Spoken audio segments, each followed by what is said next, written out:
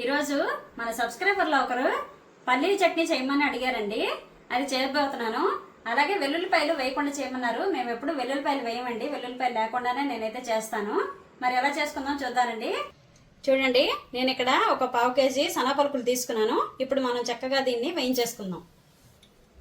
ఇప్పుడు మనం పల్లీలు వేగే లోపల మనం పెసర పునుకులకి టిఫిన్ చేయబోతున్నాను. ఈరోజు పెసర పునుకులు టిఫిన్. ఇందులోకి ఏమేమి కావాలో అన్నీ వేసేస్తున్నాను.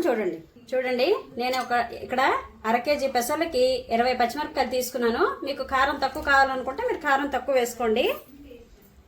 అలాగే అల్లం ముక్కలు, కొంచెం అల్లం ముక్కలు చూసారు కదా ఎంత వేసాను. అలాగే ఒక 6-7 వెల్లుల్లి రెబ్బలు, అలాగే రుచికి సరిపడా ఉప్పు కూడా వేసేసుకోండి. గట్టిగా ఆడుకోండి అండి, మరి దీనిగా వద్దు, జారుగా వద్దు. పెసర పుణుకులు కదా, మొన్న పెసరట్లు వేసాను, ఈరోజు పెసర పుణుకులు చేస్తున్నాను. పల్లీలు అయితే వేగిపోయండి. ఇప్పుడు మనం స్టవ్ ఆఫ్ చేసేసుకొని పల్లీలని చల్లారి పెట్టేసుకుందాం. పల్లీలు చల్లారే లోపల ఇది మనం గ్రైండ్ చేసేసుకుందాం. ఒక 2 చెంచాలు జీలకర్ర కూడా వేసేసుకోండి.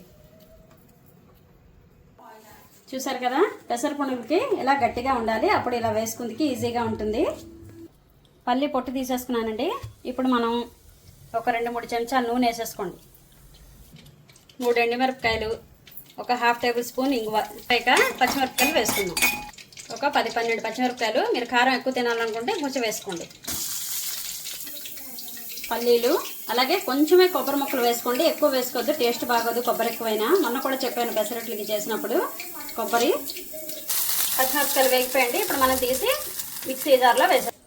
చూడండి, చిన్న నిమ్మకాయ సైజు కంటే తక్కువ చింతపండు కొంచెం ఆడించేసుకుందాం. రుచికి సరిపడా ఉప్పు. చట్నీ రెడీ అయిపోయింది. ఇప్పుడు మనం పోపు పెట్టుకుందాం. 2 చెంచాలు ఆయిల్, 1/2 టేబుల్ స్పూన్ ఆవాలు, 1/2 టేబుల్ స్పూన్ జీలకర్ర, 2 ఎండుమిరపకాయలు ముక్కలు చేసి వేసేసుకోండి. కొంచెం కరివేపాకు.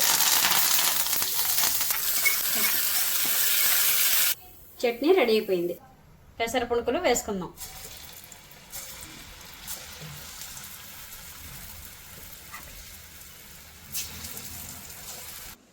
వేడి పెసర పునుకులు, మీరు అడిగిన పల్లీ చట్నీ, అలాగే సేమియా పాయసం ఈరోజు మా డిన్నరు. ఎలా ఉందో కామెంట్ చేయండి. ఛానల్కి సబ్స్క్రైబ్ చేసుకోండి.